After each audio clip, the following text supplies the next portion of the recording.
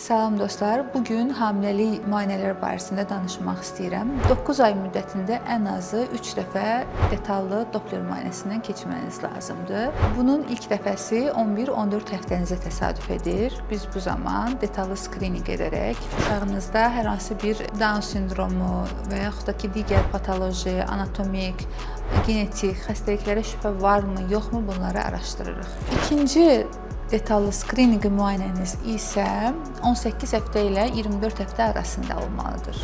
Bu zaman yenə də biz beyin strukturlarına, ürəyə və digər qarın boşluğu orqanları, əllər, ayaqlar hər birinə ayrı-ayrılıqda detallı baxırıq. Və nəhayət hamiləliyinizin sonuncu detallı müayinəsi 28 ilə 36 həftəniz arasında aparılır. Bildiyiniz kimi beyin strukturları doğuma qədər inkişaf eləyir və biz mütləq onu sona qədər izləməmiz lazımdır ki, yeni bir patologiya yaranmış ola bilər. Eyni zamanda ürəkdə gec yaranan qüsurlar ola bilər ki, gözümüzdən qaçmasın deyə öncədən baxmamız lazım. Hər birinizə sağlam körpü arzu edirəm və videomuzu paylaşmağı, qaydetməyi və şərhlərinizi yazmağı unutmayın.